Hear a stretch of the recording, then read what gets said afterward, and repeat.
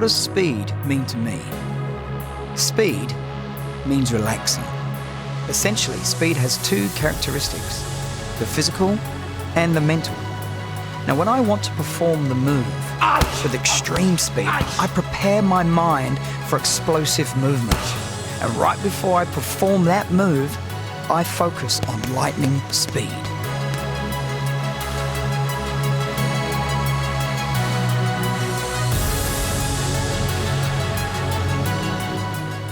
We're here today to talk about speed in the Body Combat program. Now, we know speed within Body Combat unlocks two key ingredients for the workout. The first is intensity. The faster you go in those peaks, the more intensity you'll have in the training. Yep, so therefore the second one is we activate fast twitch muscle fiber. So fast twitch muscle fiber, more intensity, means more calories burned. Probably not just during the workout, but if you work hard enough on those peaks, you'll be burning calories after the workout as well. So what I'm hearing from you is that speed, it plays such a vital role in a Body Combat workout. Yep. Okay, so what else do we know about speed? Well, we know you're quick, but what makes you quick? That's a really good question for the sports scientist. What is it that makes athletes fast? We're here at the AUT Millennium High Performance Centre. We're here to investigate that. So Seth is a sports conditioning expert. He works with boxers, taekwondo athletes. Seth, what is it about boxers that makes them so fast? Well, Bryce, you'd be surprised to know that it's not necessarily how hard you're trying to punch all the time, but it's how you can relax and use that to your advantage. Okay, so there's a relaxation phase in that speed movement. Okay, that's really interesting. Well, you're gonna have to explain that. Maybe we can actually see that on Dan. Can we wire Dan up, see what's happening to his muscles when he's boxing, and see why he's quick? Is that Sounds possible? Great, yeah, I can do that.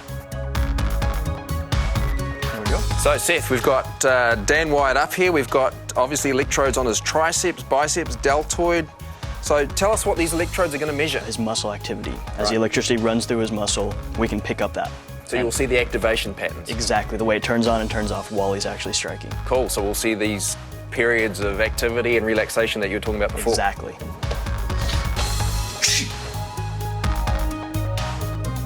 Nice work. Let's go a little harder on this one. Ice!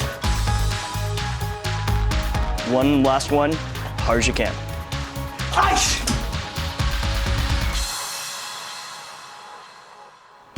Well, Dan, you did pretty well, mate. Your triceps is going nuts. In fact, you punched hard enough to knock one of the electrodes off. It's interesting because pretty much in all the punches that we use in our Body Combat program, the triceps play a real key role in its active acceleration. And we can see that right here. So Seth, we've got these spikes of contraction going on here. You're gonna have to explain these. So I'm picking that's where the muscle's working the hardest. Exactly. Our first big peak, that's where Dan's accelerating his arm, getting that speed and the power. Then he relaxes as much as possible, allowing that speed to carry over. And the last second right before impact, he tenses everything up, make sure his arm is one solid bit of mass, puts the force in the target. Okay, so the trough, the less activity between the two peaks, that's that relaxation phase you were talking about. The more contracted you are, the more force you're trying to put out, the slower you move. So by relaxing, you can allow your body to move faster. Okay, so guys who try and muscle punches, who are trying to use a lot of tension, they're not going to be as fast as the guys who can relax. Not at all. It's all about that smooth movement. Think Ali. Yeah. What about other muscle groups? Would we see the same pattern of activity in, say, the legs during a kick? Yes, we will see similar activity. In some kicks, we even see a triple peak. If you're doing a side kick, you see that third peak at the very end. Okay, and the abs, obviously, they play a role as well? Allowing the body to rotate with speed. So there's that initial power coming from the abs, we all know, that powerhouse of the body. And then there's this relaxation phase, allowing you to speed up while you're rotating. In the last minute, the more you can bring your abs in, the more actual mass you can put in the target, the more force. Okay, so Dan, in training, and how does this relate to you? I mean, I've heard you say during training that you've got to relax as you're throwing punches. Every time I actively go to throw a technique, be it a punch or a kick or even a combination, I know that if I want to have good fluidity in my movements, the last thing I want to do is get really angry and tense up. I can take myself there mentally, but I can't take myself there physically. So the more relaxed I am, actual fact, the better the speed, and we know that speed, it brings power. Yeah. So the more power I want and the more speed I want, the more relaxed I have to be. But it's very interesting breaking it down like this. You know, there are 3 key training tools to improve speed within our Body Combat program. You've got strength training, You've got pure speed training, and when you combine those two together, that's when you get power training. So let's start with the legs. For strengthening the legs, you can't beat squats and lunges. Then, once we have built a muscle foundation of strength, we look at exercises to improve power in the legs. So, moves like multiple power kicks on a heavy bag. The heavy bag is a great tool because it absorbs your energy.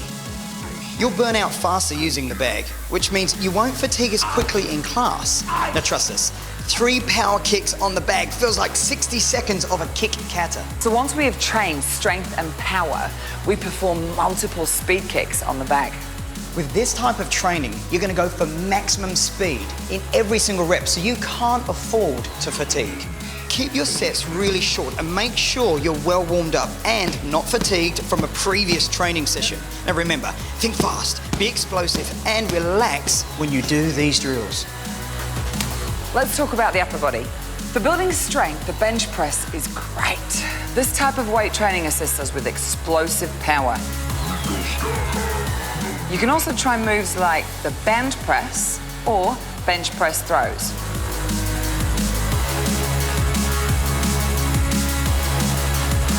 You know, the medicine ball is a great tool to improve power. Exercises like medicine ball slams, medicine ball throws, and wall balls are awesome.